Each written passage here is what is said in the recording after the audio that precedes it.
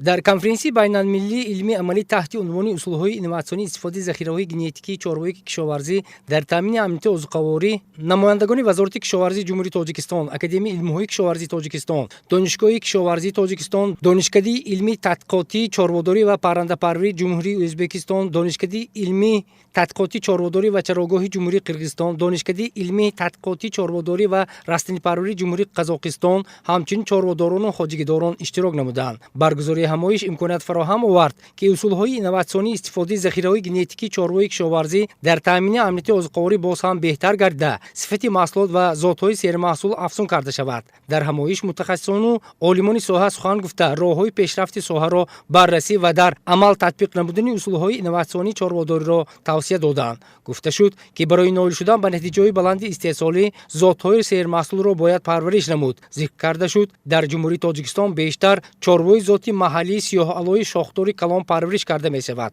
Ин намуди чорво ба иқлими мо мутобиқ гардида, ҳам аз ҷиҳати гӯшт ва шир сермаҳсул мебошад. Чорводорон бо парвариши ин зот ба натиҷаҳои дилхоҳ ноил мегарданд. Дар ҳамаи минтақаҳои кишвар, аз ҷумла дар ҳамаи фермаҳои чорводорӣ зоти сиёҳало нигоҳубин карда мешавад.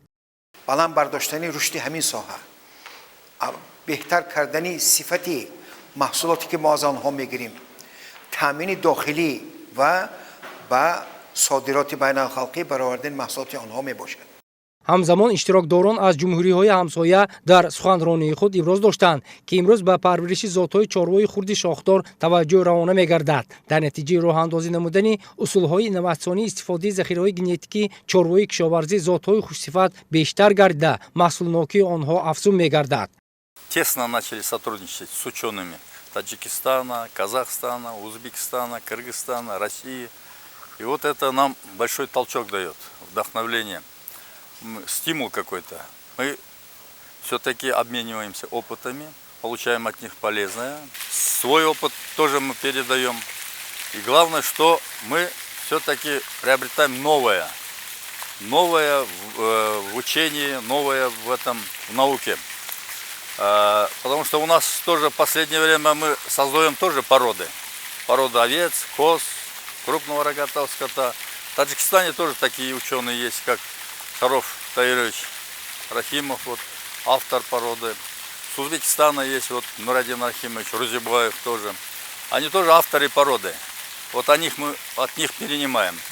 дар ҷараёни конференсия дигар иштирокдорон дар суханронии худ роҳу усули инноватсионии генетикиро тавсия доданд. қайд гардид, ки захираи кофии хӯрока, таъминот бо маҳсулоти серғизо шароити мусоид барои парвариши ин зот фароҳам меоварад. зимнан олимони соҳа пиромони дастовардҳои соҳа, аз ҷумла захираҳои генетикии соҳаи гӯсфандпарварӣ, комёбиҳои навоварӣ ва селексионӣ дар чорводории Тоҷикистон, ҳолати соҳаи гӯсфандпарварӣ дар Қирғизистон дар солҳои охир, ба вуҷуд овардани зоти алои тоҷикӣ ва роҳҳои такмил додани он, рушди чорводорӣ, омили асосӣ дар таъмини амнияти озуқавории кишвар маърузаҳо намуданд.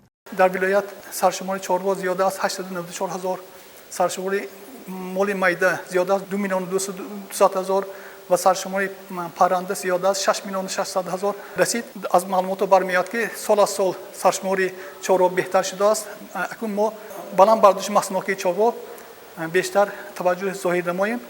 дар қисмати амалии конференсияи байналмилалӣ иштирокдорон аз фермии инноватсионии ширии молии ҷамъияти дорои маҳсулоти маҳдуди афзали зарзамини ноиб Бобиҷон Ғафуров боздид ба амал оварданд. фермии инноватсионии ширии молии мазкур дорои 465 сар чорвои калони шохдор буда, аз он 325 сар зоти семинтал, 140 сар зоти сиёҳалои тоҷикӣ мебошад. то ба имрӯз чорводорон 535 тонна шир истеҳсол намуданд. Sut ishlab chiqarishga mo'ljallangan bo'lsa, bizlarda ham ko'proq o'zi барои истеҳсоли шир ва маҳсулоти гӯшти асосан зоти сиёҳало ва зоти сементал бояд парвариш намуд. дар ин фермаи ширии молӣ тамоми шароити инноватсионӣ муҳайё мебошад. агар барои модагоҳҳо шароити хуб ана ҳамин тавр ба роҳ монда шавад, истеҳсоли шир афзун мегардад. макони парвариши чорвои калони шохдор хеле хуб мебошад. ҳангоми гарм шудани ҳарорати ҳаво, обпошакҳо ва бодбезакҳои барқӣ насб карда шудааст, ки аз гармӣ чорворо эмин медорад. баргузорӣ чунин ҳамоишҳо баҳри пешрафти соҳа, табодули таҷрибӣ, пешқадам ва дар амал ҷорӣ намудани усулҳои муосир кӯмаки ҳамаҷонибе мерасонад. татбиқи усулҳои инноватсионӣ, истифодаи захираҳои генетикии чорвои кишоварзӣ дар таъмини амнияти озуқаворӣ нақши муҳим дошта, дар ин самт ҳукумати ҷумҳурии Тоҷикистон як қатор барномаҳои соҳавиро ба роҳ мондааст.